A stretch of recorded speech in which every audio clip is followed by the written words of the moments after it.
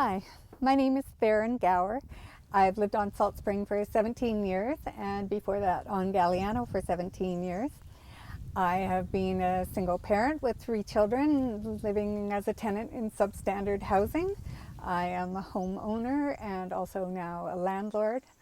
As a paramedic, I interact with people from all socioeconomic levels on Salt Spring, and I think that all of this gives me a fairly good understanding both of the problems of Salt Spring and also the many blessings of living here. I really like the name of this group, Positively No, because it expresses my feelings about incorporation really well.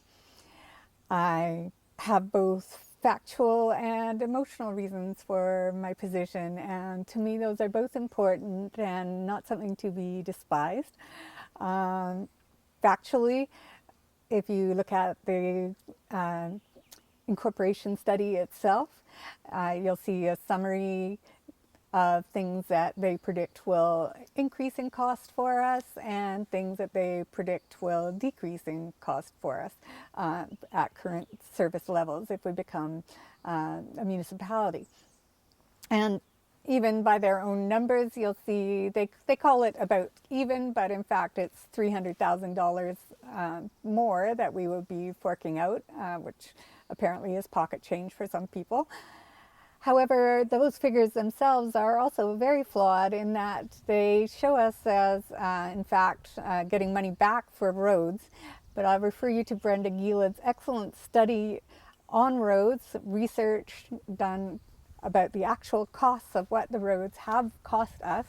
And it shows very clearly that, in fact, we are spending far more money on roads than what the incorporation study suggests. And I think we can all agree that the current service level for our roads is not, in fact, adequate. There are also some other costs that aren't included at all, things that we will have to spend, like costs of a municipal hall. Something that's very important for me as a paramedic, costs of maintaining an emergency radio system for the island. We already have very poor radio service on the island, and that is something that could become a major problem in the event of a big disaster like a forest fire or an earthquake, which is likely to happen in our area at some point.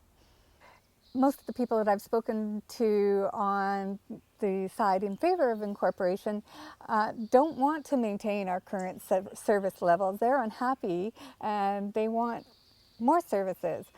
We are going to have to pay for those services, so that's even more money coming out of our tax dollars.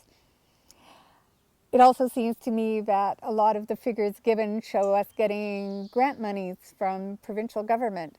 And I don't like the assumption that those monies will automatically be coming.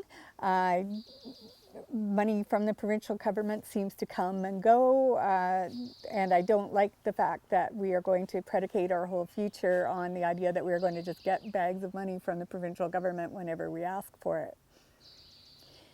But to me, the most important thing is an emotional issue, and that is my absolute love and passion for the original vision of the trust, that we are part of a whole area, not just an individual island, and that we share many things in common with the other islands in our area. Each island is very individual, but also shares a lot of the same needs and concerns. And I think that we need to be enforcing those things and reaching out to each other, not drawing back into ourselves. I'm also particularly concerned that the incorporation model gives ultimate rights to the ministry in that we can make a decision locally and then the trust council or the municipality could make a decision, then the trust council could say no, that's not in keeping with the official community plan, that's not in keeping with the trust, and the municipality can then turn around to the provincial government and ask to overrule it.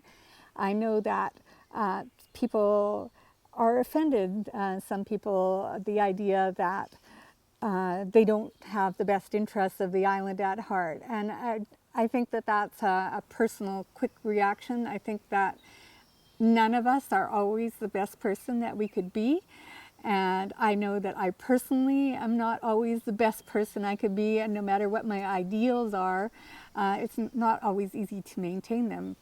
For example, as a landlord, I try to rent to someone who really needs the property. I try to keep my rentals low. And sure, I get tempted from time to time to say, oh, maybe I could do some vacation rentals, or maybe I could run an Airbnb and make really pots of money that I could do all kinds of good things with. But I feel strongly about affordable housing, so that's what I can do to make sure there's at least one unit of affordable housing on this island.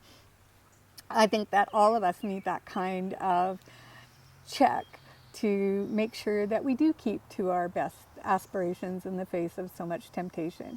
And I really think that it's important that as a whole that we embrace the idea that we are an island with connection to other islands in a beautiful area that we need to take care of and appreciate and just enjoy the blessings of where we live.